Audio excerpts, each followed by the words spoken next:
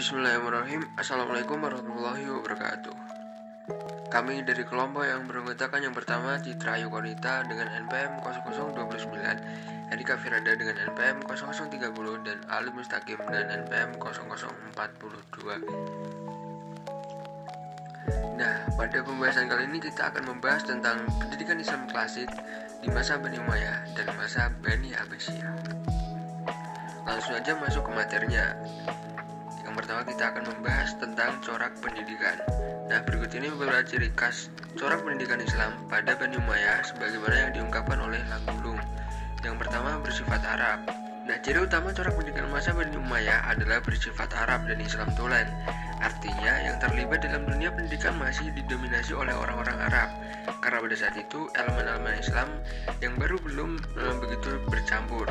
Yang kedua, berusaha menumbuhkan dasar-dasar agama Islam yang baru muncul.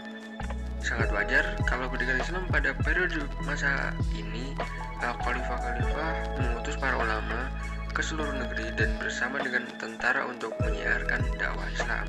Yang ketiga, prioritas pada ilmu-ilmu nagliyah dan bahasa. Kemudian kita lanjut yang keempat, menunjukkan perhatian pada bahan tertulis sebagai media komunikasi.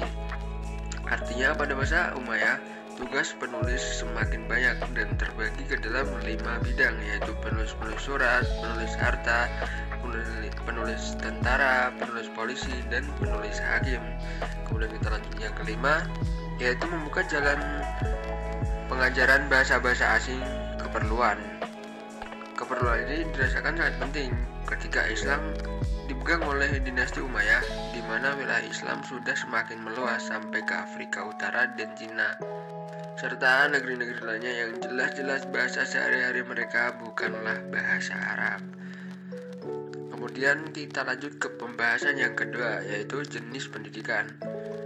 Menurut Soekarno dan Ahmad Subradi memaparkan bahwa pada periode dinasti Umayyah terdapat 2 jenis pendidikan, yaitu yang pertama pendidikan khusus, yaitu pendidikan yang diselenggarakan dan diperuntukkan bagi anak-anak khalifah dan anak-anak para pembesar tanpa proses pembelajaran berada dalam lingkungan istana, sehingga dalam penentuan dan penetapan kurikulum bukan hanya oleh guru melainkan orang tua pun turut menentukannya. Kemudian yang kedua yaitu pendidikan yang diperuntukkan bagi rakyat biasa.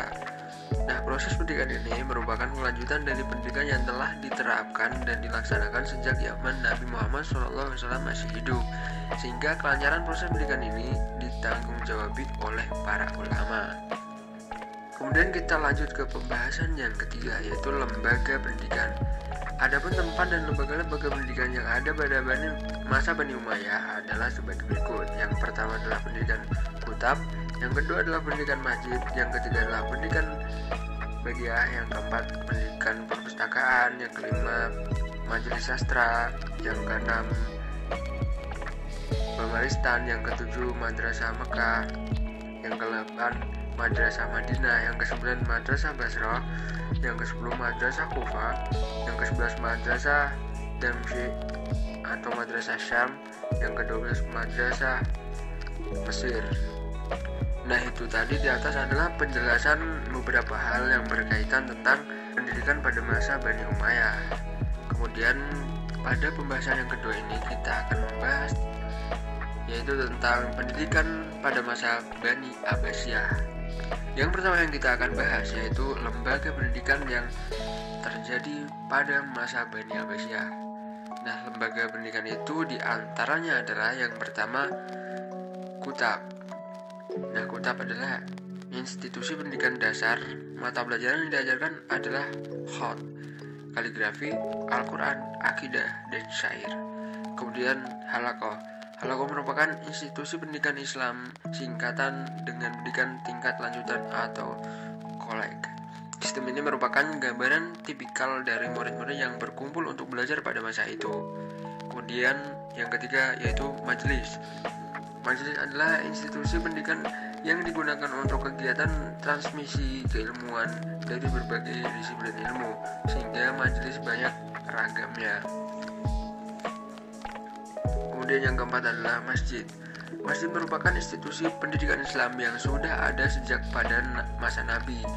Masjid yang didirikan oleh penguasa umumnya dilengkapi dengan berbagai macam fasilitas pendidikan seperti tempat belajar, ruang perpustakaan, dan buku-buku dari berbagai macam disiplin keilmuan yang berkembang pada saat itu.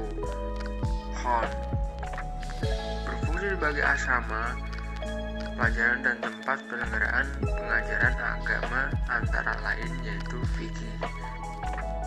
Yang selanjutnya yaitu rumah ulama. Rumah-rumah ulama digunakan untuk melakukan transmisi ilmu agama dan ilmu umum dan kemungkinan lain perdebatan ilmiah. Kemudian lanjut ke toko buku dan perpustakaan, berperan sebagai tempat transmisi ilmu dan Islam.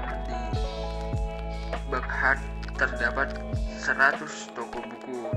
Kemudian yang terakhir yaitu observarium dan rumah sakit. Kemudian lanjut ke pembahasan yang berikutnya yaitu madrasah.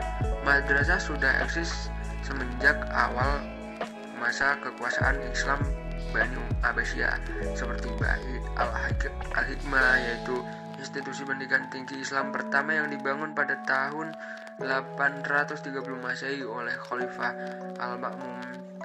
Kemudian 52 institusi yang mengukir sejarah baru dalam peradaban Islam dengan konsep multikultural dalam pendidikan, karena subjek toleransi perbedaan etnik, kultur, dan agama sudah dikenal dan merupakan hal biasa. Nah, adapun beberapa tingkat pendidikan. Pada masa Abbasiyah, sekolah-sekolah terdiri dari beberapa tingkat, yaitu yang pertama ya tingkat sekolah rendah, namanya kotab sebagai tempat belajar bagi anak-anak. Yang kedua tingkat sekolah menengah, yaitu di masjid dan majelis sastra dan ilmu pengetahuan sebagai sambungan pelajaran di kotab. Yang ketiga yaitu tingkat perguruan tinggi seperti Baitul Hikmah dan Darul Ilmu di Mesir. Pada tingkatan ini umumnya perguruan tinggi terdiri dari dua jurusan. Jurusan yang pertama yaitu jurusan ilmu agama dan bahasa Arab serta kesastraan. Kemudian jurusan ilmu hikmah, filsafat,